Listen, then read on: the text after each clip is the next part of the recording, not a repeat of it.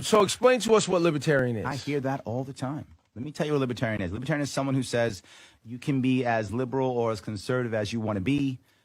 Just don't force others to be like you. Got it. That's what we are all about. We are all about long-term solutions, not short-term solutions. We're all about changing culture, not just changing law. Law, we have to remember something. At the end of almost every single law is a guy or a gal with a gun who will put you in a cage. And if you don't want to go in that cage, he or she is going to kill you. That means you only use law when it really matters, not just because I'm angry, not because I don't like you, not because you should do some activity I think you shouldn't do, or whatever the case may be.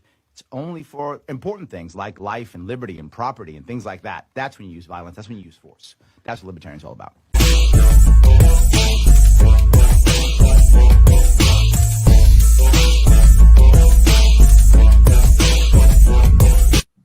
Yes, welcome to Libertarians Drinking Coffee Live. I'm here yet again trying to give you guys some cool entertainment with some cool people, showing you that libertarians are running all over the country, doing all kind of great things, and we're drinking coffee. The brand is strong. I am drinking coffee. I absolutely am. It's true. Wearing my cool t-shirt, and I always say I ran for governor of New York, and all I got was this damn t-shirt. But that's what I got, and it's all good. I have today someone I'm very happy to have. I have the man himself, Vermin Supreme's running mate, Spike Cohen. Thank you, Spike, for coming. Hey, thank you for having me on. And I'd like to apologize in advance because I don't actually drink coffee. So I'm drinking water. So ooh, okay. Yeah. That's good. It's LC, it's LDWNCL.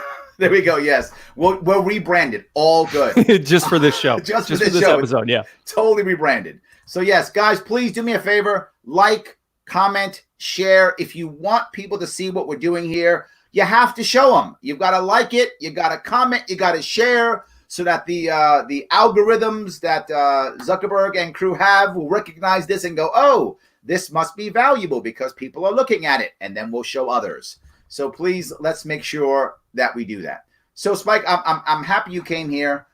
I want to ask you the first question I always ask, which is, why now, right? Why are you doing this now versus last time or next time, or why run VP versus running, governor or senator or insert thing here? Right, exactly. So I think the best thing to do is kind of to go back on the trajectory of what got me here.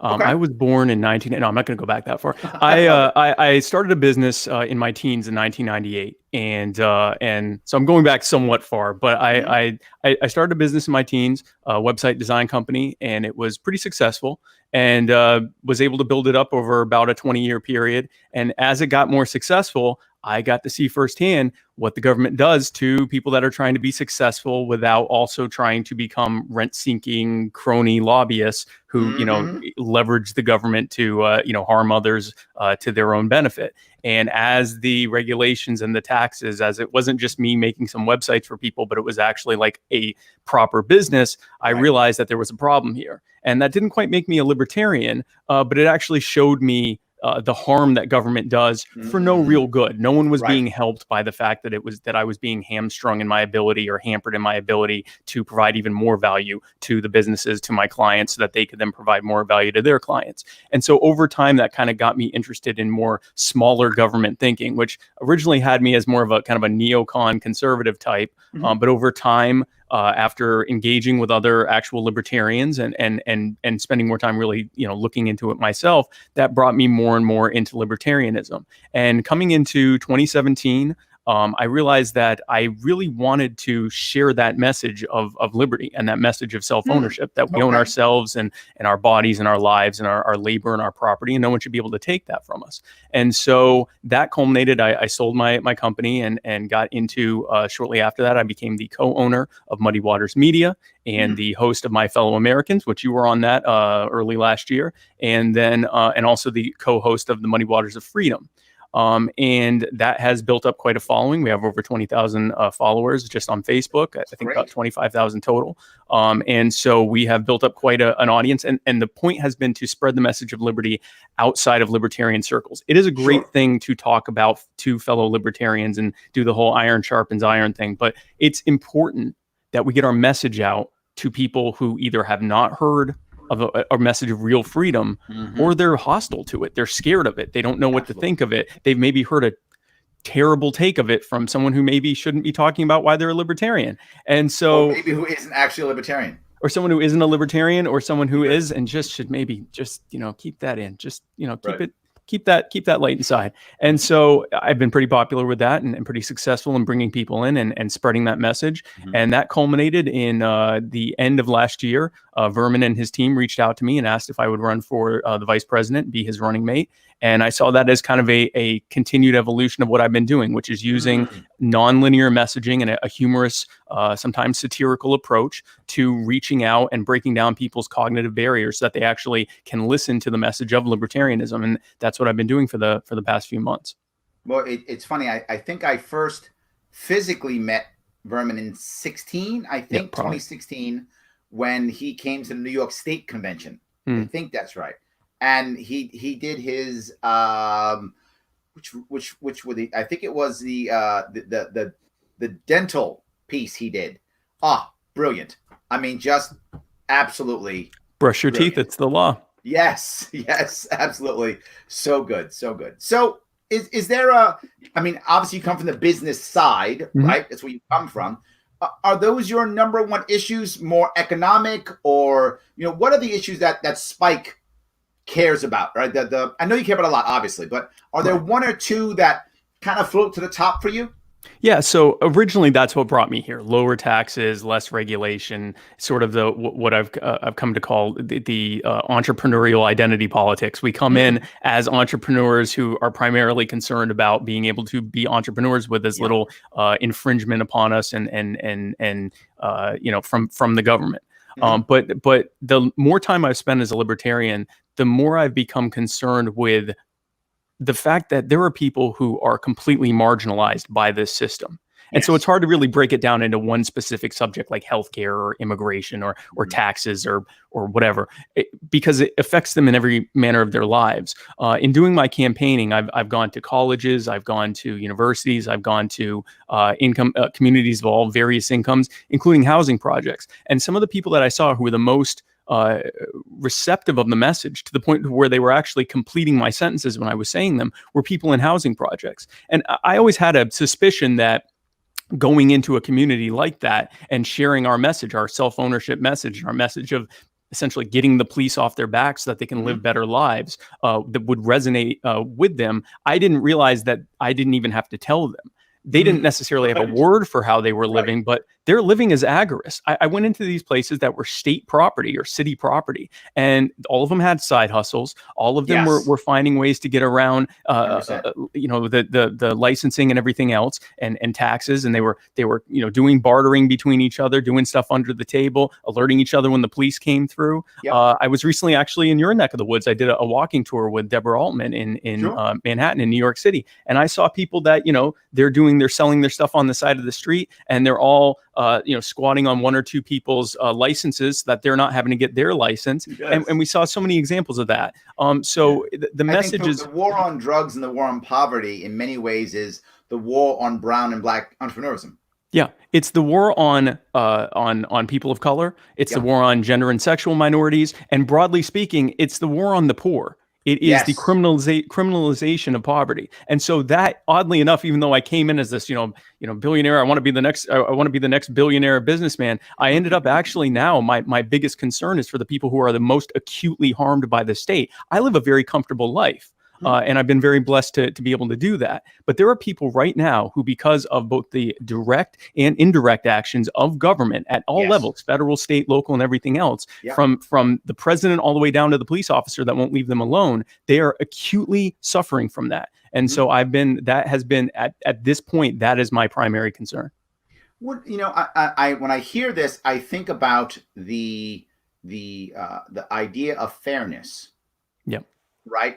And I think a lot of people have confused equality with fairness, not realizing that they're different, right? That being fair with someone doesn't necessarily mean you treat them equally, right? It's the platinum rule versus the golden rule being do unto others as you would have done upon yourself, but the platinum rule being do unto others as they want to be done upon, right? Whatever they want, right? Giving people kind of what they want. I feel like what you're telling me, Your issue is a fairness issue over everything else. It's a fairness issue, and it's harm reduction, right? So it's the idea that when the state is harming people, they are going to primarily harm people who have the least, because they're the ones who they're able to take from to give to those who have the most, right? So the state, any kind of, and let's talk about what the state is, what government is. It is a monopoly on violence. It is a centralization of force under a handful of sociopaths who then order takers to go and enact what their diktat is that they've written on a sheet of paper. Right. Your intro says, it's always with someone holding a gun to you when there's a law. But even before that, the law is written by someone who is usually, it's not even written by the politician. It's written by some crony who goes to the politician and says, this is what we want. We got you into office. Now do this. And they do that. And they use the force of the state to harm people. And the harm, whether it's taxes, regulations, sentencing, policing of their communities, all the different types of harm that the government does to us, it disproportionately harms people the more marginalized they are, the poorer they are, if they're a person of color, if they are a ethnic or religious minority, if they're a gender or sexual minority. If you are something other than the people who have, and you're closer to the people who have not, you are being harmed more. So it is a level of equity, but it's acknowledging the fact that in an organization like government, that's always what's going to happen, because it has absolutely nothing to do with fairness or protecting people or anything else. It is when boiled down, when you take away the pretense and the pageantry behind what government does, you were left with people whose actions are no different from that of any other violent thief. I'm with you. I remember it was a movie I think I saw years ago. Was it a movie? I'm trying to remember. Maybe it might have been a TV show where it's the traditional, bad guy, like mafioso type guy. Right. And he's got the good guy. He's captured the good guy, and the good guy's, on the ground. He's been beaten up, and it's right before he escapes, obviously. You remember the movies like that? Yep. And the good guy says, "You're a murderer." And he goes, "I'm not a murderer. That's why I have these men." Right. Right. So he's not the murderer, right? But he controls the people who murder. Exactly. Absolutely. Yep. Exactly. I think that is, I believe what you're kind of saying when it comes to the government. So now, another thing popping up now, here's the virus. Someone just recently popped up saying to war on the virus now. There's always a war on something. Yep. So with the virus popping up here, has that changed your big issues? Has that changed your concerns? Have your issues adjusted? No, it's actually just doubled down on what I already knew. Let's in order to understand why we are where we are, let's look at where this started in the U.S. Sometime at least early to mid-January, the government knew about this virus. There have been some reports saying they could have known as early as November. There's really no way to know, at least right now. We knew, the public knew at least early first, second week of January, which means the government probably knew shortly before that at least. So at least beginning of the year, the government knew that there was this highly virulent pathogen that could spread much more easily than most other viruses could. And the thing is, we talk about, why there isn't enough testing.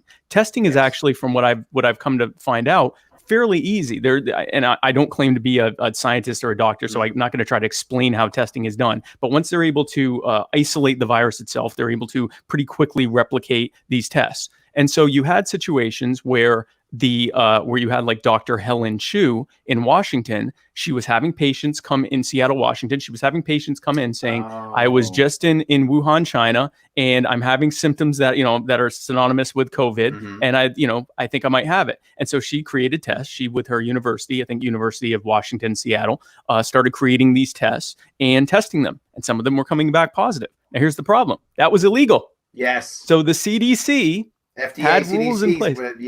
They had rules in place that said, if you want to test for a new virus, that's great. Here's the application process. And it takes somewhere around 4 to 6 business months. Yes. Which means that even now they wouldn't be able to test if that process was still in place. I love the concept that every time there's a crisis, the first thing you do is rescind rules and regulations. Exactly. So here was a case where they are illegally testing, okay? And they take and not just Dr. Helen Chu, but there were one in Boston, one in Texas, a couple in California, and they're taking these results to the CDC and saying, "Hey, look, it's already here. If you guys are talking about, keeping it from coming, it's already here. We need to start doing something." And the CDC initially said, "That's great. Destroy all those tests and destroy the results and tell no one." So they then illegally said, "No, my Hippocratic oath matters way more than whatever the sheet of paper you're reciting off of." And so they released it. And that's how we even knew this outbreak existed. This was back when Donald Trump was saying everything was under control. It was a total hoax, nothing to worry about. And if it were up to government, we potentially just now would be finding out, hey, I think these deaths aren't all from the flu. Right. And we'd be in an even way worse position than we are now. All of that is because of arbitrary, absurd regulations that were in place. And keep in mind, the CDC officials that were telling Dr. Helen Chu, "No, you definitely have to, get this approval process, and hopefully you'll be able to start testing by this summer," in which case, at that point, we'd all have it. They knew that. These aren't idiots. These are medical professionals that work for the CDC. But the magic sheet of paper that some politician and some bureaucrat signed off on told them they had to do it this way, and they're just doing their job. It's amazing how that paper really moves people, right? Yeah. I spent a lot of time in my business that I started in 2004 doing training and sales training, coaching, consulting. And one of the things I always mention is when you're in a sales process, having paper matters, because to the human being still, paper's power. Yeah. See, look, I wrote down this number. Now this number is more valid. Why? Because it's on paper, right? If I just say the number, well, that's just some number. No. I wrote it on a piece of paper. Oh, then that number is way different now. And if that paper comes from government, now it really matters, because you can get in trouble if you don't do it. Right? That's exactly right. At the very least, you get fired, and at worst, you can end up, prosecuted. Something bad could happen to you. Now, thankfully, the public pressure that came from them releasing this results, now the CDC is saying, "Oh, all of a sudden, this rule that was totally designed to protect the public is no longer necessary. You can go. You still need to apply, but you can go ahead and start testing while we go through our Byzantine process of actually approving you for testing." Okay, so now look what happens. So now we have a completely overblown situation where the U.S., as far as we know, has more cases than any other country on earth, probably way even more than we can possibly know, because we're still trying to catch up on testing. So now what happens? Government overcorrects. Everyone stay the hell home. Everyone stay home. Don't go outside unless you absolutely have to. Why? Because they screwed it up in the first place. Yep. They screwed up in the first place, and now they're correct. They're not correcting for themselves. They're correcting for us. Now, there are some good things they've done. They've really gotten rid of a lot of the regulations that were making it harder for healthcare professionals to do their job, especially across state lines and things like that. So there have been some good examples of this. But they might reinstate them. What's that? They might reinstate them. Oh, I'm sure they will. The very second they can, they will, because the cronies right now are letting them do their thing so that they don't look like the bad guys. But the very second this isn't a crisis anymore, now all of a sudden we need those rules to protect us. Now, they needed to be repealed to protect us before, but we got to bring them back now to protect us. Absolutely. So no, this absolutely drives home what I've been saying from the beginning. Government either creates or makes problems worse, and then uses that directly as an excuse to infringe even more upon us. And that is a pattern that it has always done. 9/11, the crack epidemic, every single thing that has happened, which often they have either created or made worse, or allowed to happen. They use the fear, right, to get us to, something I've said many times is, it's very rare that government just takes away our rights. Usually we eagerly ask them to because we're afraid, right? Please, right? If you look at now, there are, give or take, 70% of Americans are completely happy with being locked away and don't want to be unlocked away because they're afraid, scared, right? Because they're scared. Right. So usually fear. So I guess a question came up. I'll put it on the screen here from Joseph. He says, how will we cut government without scaring Democrats or Republicans? I would, yes, and without scaring the average person who thinks, oh my God, if this Spike guy cuts anything, my kids will die, right? So the most important thing, I can tell you this, if you're talking about scaring Democrat and Republican politicians, we actually need to start scaring them. They need to be scared. And I don't mean scared for their life or anything. I'm not trying to agitate for that, but they need to be scared and feel the heat coming. They need to feel that there is a change coming. And the way we do that is by directly messaging to people. We like to use satirical nonlinear messaging when it can be helpful. And I can give you an example of that shortly, but specifically for this. For example, I was just at a university, UNC Greensboro. It was like 2 days before they told us we all had to stay home forever. And so I was there handing out pamphlets to help grow the UNC Greensboro affiliate for the Libertarian Party that was started. And I would go up to people and I'd start with a conversation. I'd say, let me ask you something. Do you own yourself? And I thought most people would say, hey, get out of my face, schmuck. I'm trying to get to work, or I'm trying to get to my class or whatever. They didn't. Most of them engaged me and had a whole plethora of different answers. And so then once I had their attention, we had this conversation about what ownership means, what self-ownership means. Then I would say, why are you going to college? And almost, I'd say 95% of them would say to get into my whatever their chosen field of work is. And I'd say, well, okay, cool. What are you majoring in? And they tell me, and I'd say, that's great. Let me turn off my, so you don't keep hearing that in the background. Anything. Your mic is awesome. We don't hear anything. Oh, okay, good, because I heard something in the background. So so I asked them, I'd say, why are you doing this? And they said, to get in my chosen field of work. And I'd say, that's awesome. Let me ask you something. If instead of running up 6 figures in student debt, which usually is what they would say was their biggest fear, was the student debt that they were facing, and if they would be able to find a job in their chosen field. What if you could, apprentice or intern in the job of your choice and work directly under professionals that are already doing what you want to do, and either do it for free or do it for a stipend to, but you're not having to pay for it. You're just going in saying, I'd like to work for this company or this provider or this entrepreneur or whatever, and learn under them. And then once you met whatever their standard is for the industry, they'd say, oh, now you can do it too professionally. And you would then be allowed to do it. And they all said, yeah, that's great. I'd love to do that, but I can't do it. And I'd say, why can't you do it? And they said, because I have to have this degree so I can get a license. And I'd say, why is that? It's also illegal. Yeah, I'd say, why is that? And they'd say, because it's the law. I said, aha, that's the problem. And that's what I want to change. That opened up a conversation to a group of people who were incredibly left-leaning. Okay. Sure. So these were this was a liberal arts college, overwhelmingly Democrat voters, handful of Republicans. I actually met 2 libertarians that were there, but the vast majority of them were Democrat leaning. These were people, this was when Bernie was still in the race. They were supporting Bernie, or they were holding out for Liz Warren. They did not like Biden, which is important here. I agree with you completely. They were holding out for that. And yet I was able to, with one subject, get them to understand the idea of government not just being less involved, but completely uninvolved in their lives. And you can do that with every single thing: healthcare, taxes, roads, infrastructure, immigration, safety, public health, all of that stuff. You can do that by giving an unvarnished message that is based on empathetically listening to what they have to say. In sales, we call it finding their pain points. I know you know that term, or feel, felt, found. But basically what it amounts to is I actually call it the dominant selling reason. That's it. The dominant buying reason. Demonstrate you care what they have to say, actually listen to them, present a solution that's based on exactly, and it doesn't even have to be a compromise half-measure solution. You can go straight at them with the full measure, as long as you have demonstrated that you actually care about what they're saying, and you've put down the cognitive defenses of making them feel like you're attacking their beliefs. You're simply presenting an option. And that's been incredibly powerful. I've spent more time recently talking to the left. Right? More time recently. In fact, I just did a show, my Sharpe Way show last night.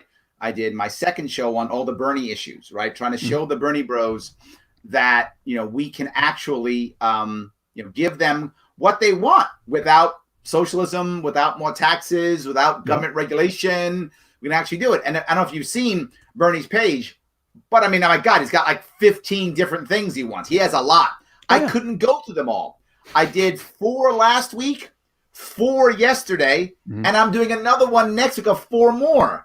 There's so many of them that I have to get through. Oh, he'll keep you busy. Yeah, no, he'll keep you busy. Absolutely. But listen, what I'm finding is people are actually saying to me, I'm getting notes, Twitter tweets that are saying, Larry, I'm considering libertarian. Larry, I'm considering, voting libertarian this time. And to your point, a lot of these people are Democrats who don't like Biden. I do think this year we've got a shot at pulling some of them across if we keep one thing in mind.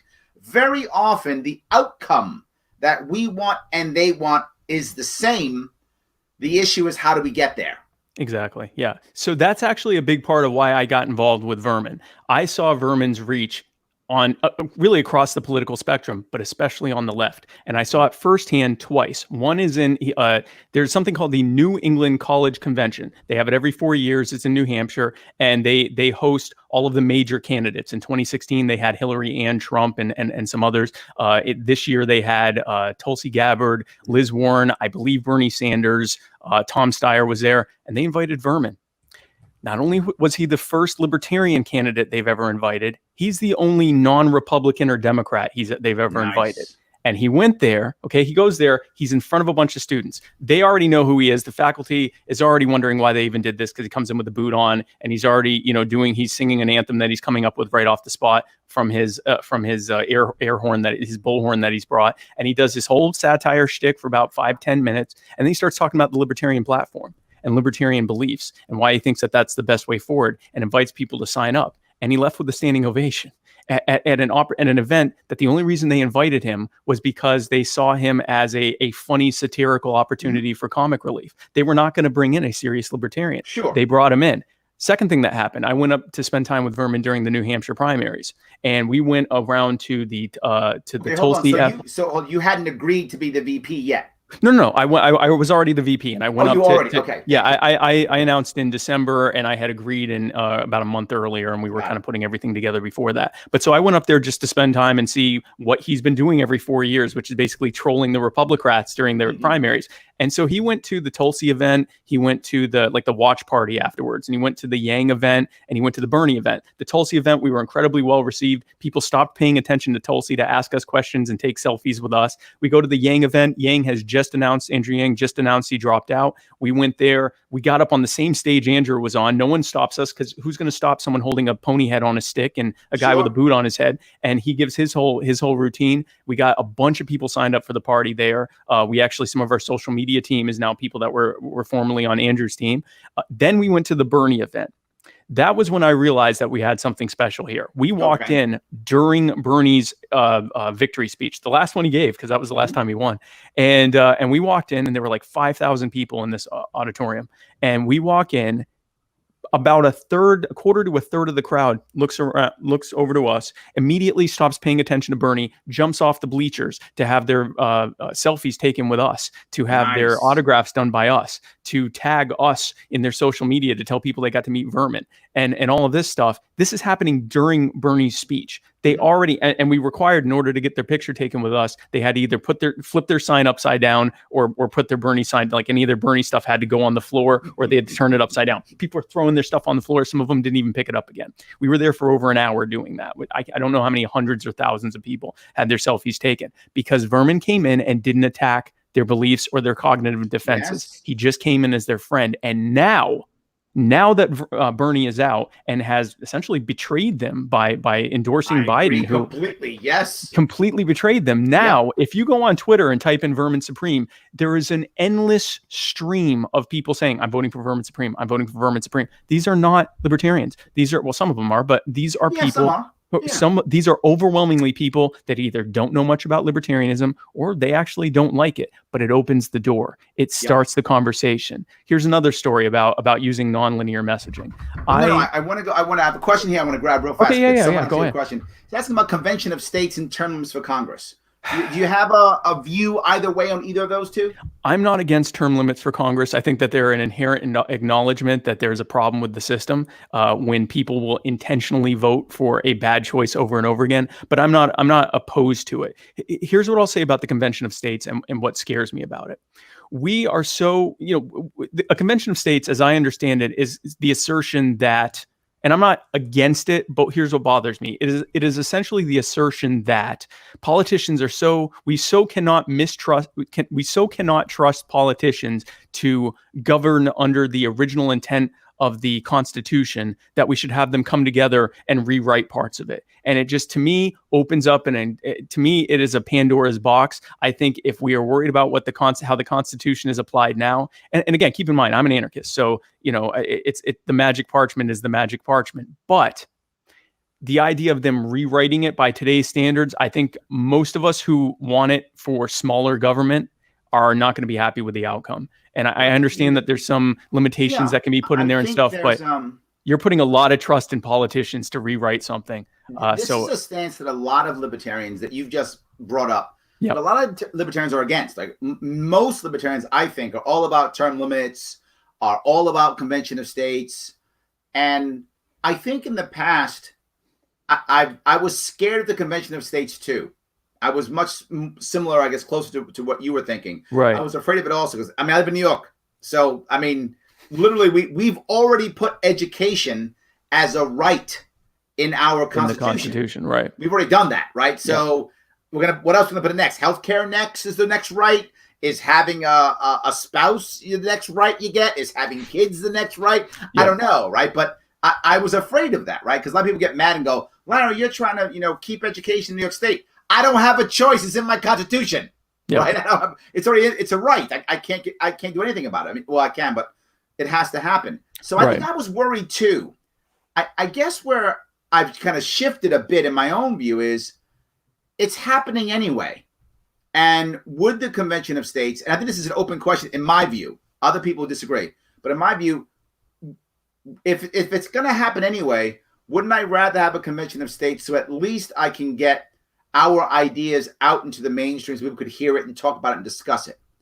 Or no? But that's where my head is. Yeah, so I would say in the case of that, obviously, if the momentum is already there that it's going to happen, you want to try to agitate for the changes you want. Obviously, you don't want to just ignore it and say or boycott it and say you do your own thing, because that'll be even worse. But I will say in terms of promoting it or advocating for it, I worry about politician-centered solutions. The idea that we're going to make these politicians sign the sheet of paper the way we like. I think that is that if you're not already changing out the people, I'm concerned with the outcome. I wish I weren't, because the way it has been presented, it sounds great. I am concerned with any outcome, and to me, it seems like a little bit of a briar patch situation where politicians are going, no, don't make us rewrite the Constitution, and we're going, yeah, we're absolutely going to make you redo it. I will say it scares me. I don't necessarily know what to think on that, but I'm not necessarily. Go ahead. Let me go to term limits then, right? Most people want,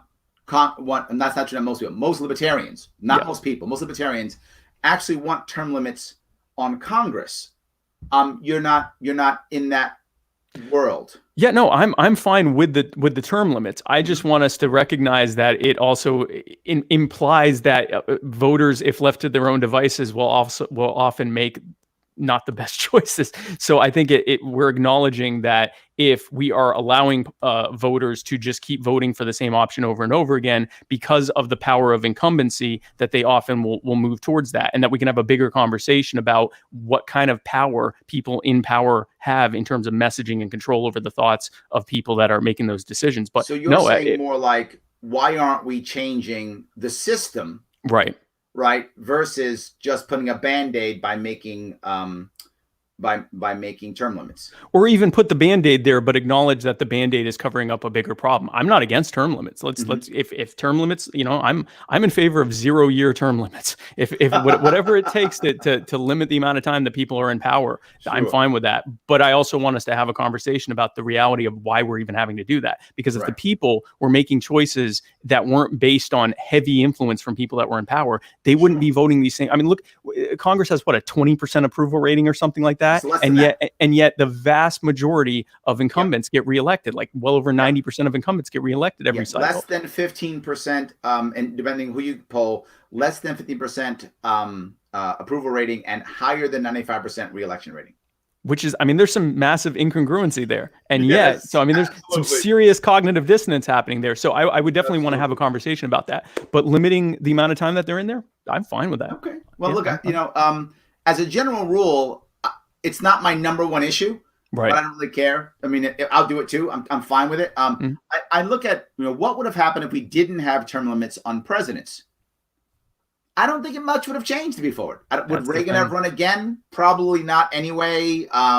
Would Clinton have won? Probably not after the Lewinsky scandal. I mean, would Obama have run again? Maybe. Would Obama have beaten Trump? Who knows? I mean, at worst, would we have one more year of another bad president? There would have probably been times like maybe, for example, Obama, where someone got another term. But if you look at the example of how often Congress switches between the Republican Party A and Republican Party B, that speaks to people getting sick of. There's an image out there that shows something representing government, and it has two legs, and one boot says Republican and one boot says Democrat, and it's stepping on one person who says, I'll never take, the Republican boot is stepping on someone, and they say, I'm not going to take this anymore, I'm voting Democrat, and the Democrat boot is stepping on the other person, and they're saying, I'm not going to take this anymore, I'm voting Republican, and it's just marching forward to ever greater tyranny. And so I think, A, I'm not sure how much it would have even mattered in terms of policy.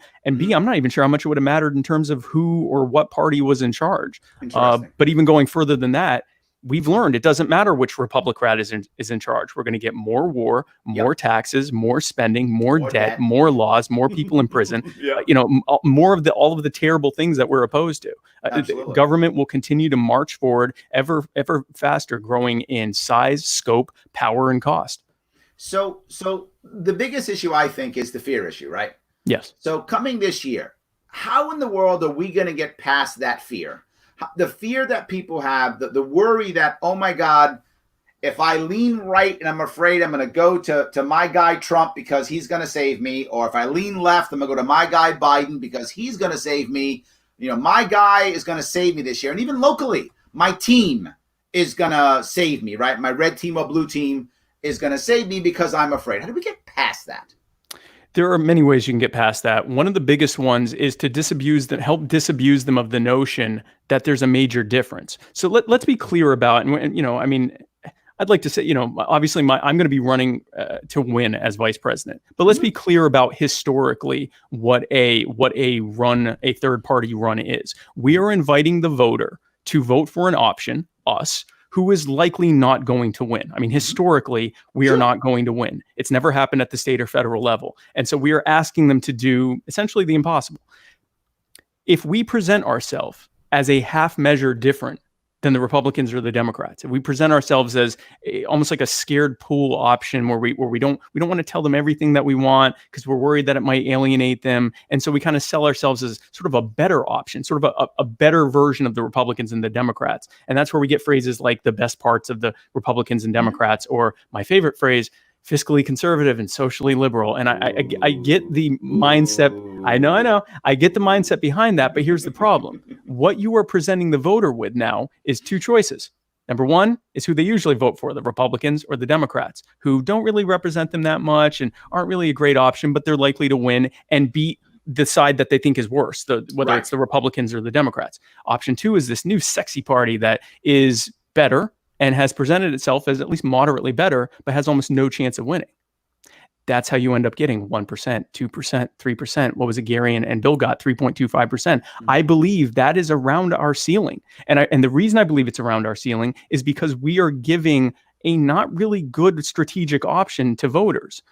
But if we present ourselves as a complete deviation from a system that is completely corrupt, that has forced them to stay in their homes because it all but basically imposed a virus on all of us by hamstringing the ability of our medical professionals to test for it and to try to contain it, and applying that to everything else. I mean, that's the thing everyone's thinking about right now. But in every single way, if we present, go ahead. I get what you're saying, but you're a business guy, right?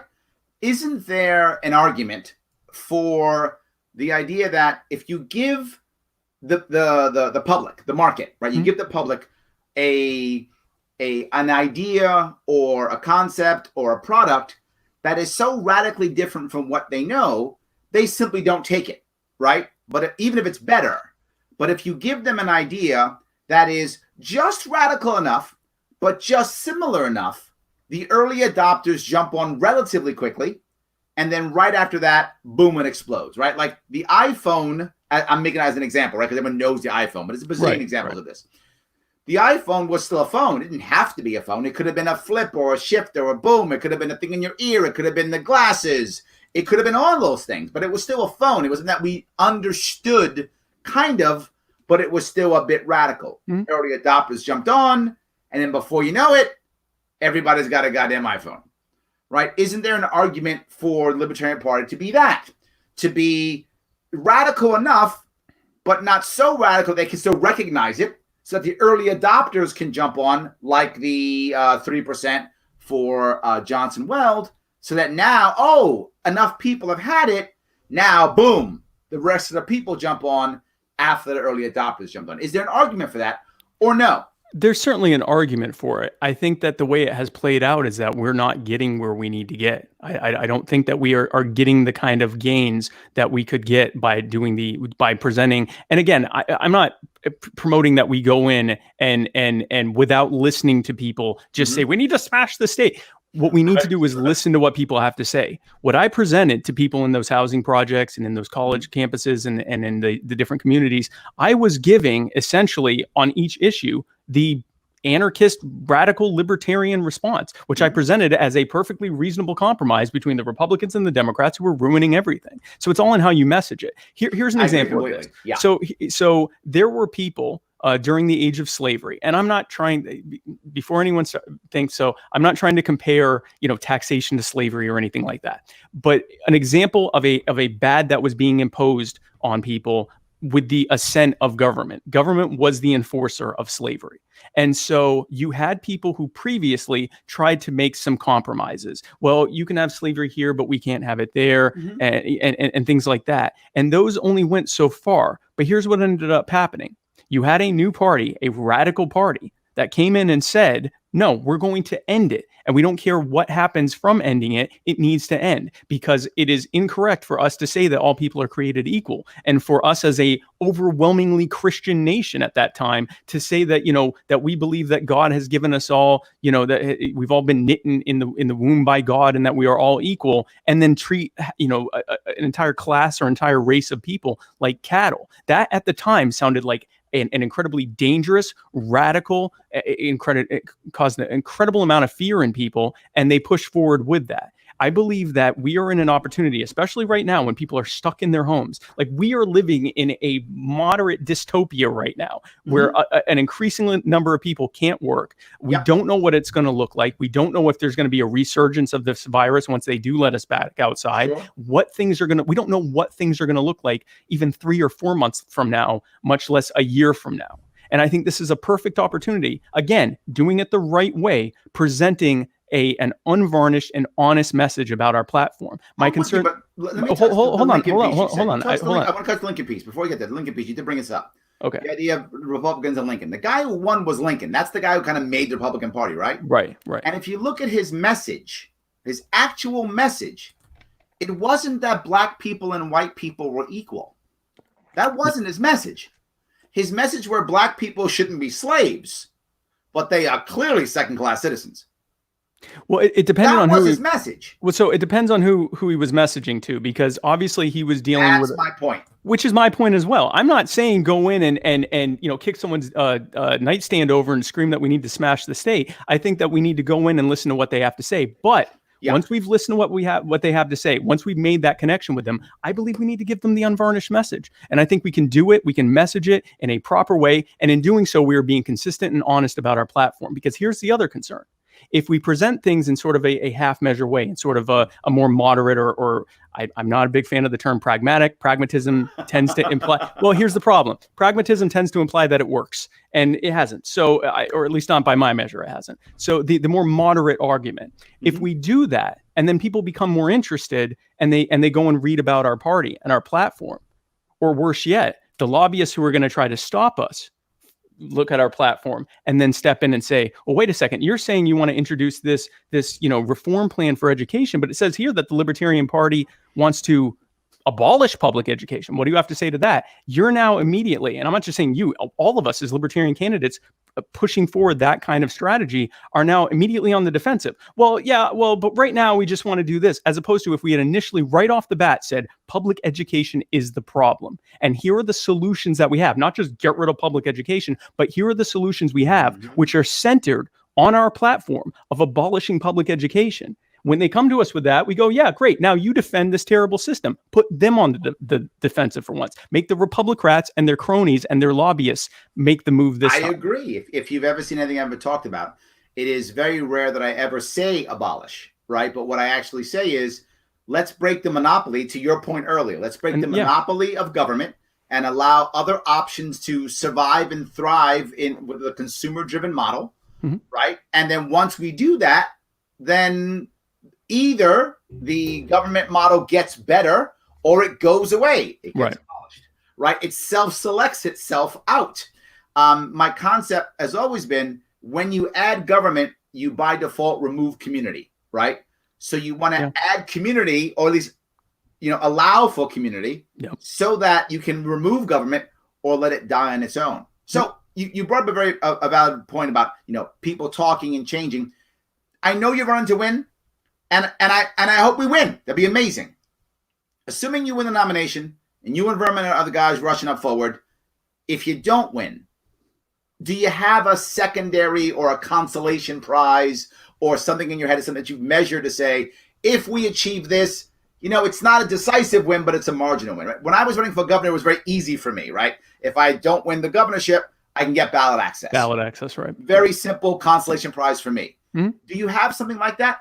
Yeah, absolutely. The thing is, ultimately, we're going to get an unprecedented number of votes. If you look at Vermin's reach, if you look at how I've employed nonlinear marketing, nonlinear messaging, and a humorous approach when needed and a serious approach when needed to be able to reach people where they are, both figuratively and literally, once we're allowed to leave our homes again.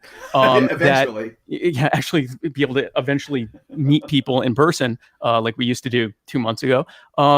Ultimately, we're going to get an unprecedented number of voters, and we're going to bring them into the party. But even if we don't win, which I think we're going to win, but even if we don't win, then what we will end up doing, there's a ton, because if we can get them to vote for us and we can get them to vote for the whole slate, then that's down ballot votes. And you know that. I mean, one of the things is to get votes for, more easily winnable seats, seats that are, city council seats or state legislature seats or gubernatorial seats, or, for example, Anthony Welty out in Washington doing the insurance commissioner thing, basically running against an incumbent who isn't even running, and he's the only other person running against him. He'll be on my show next week.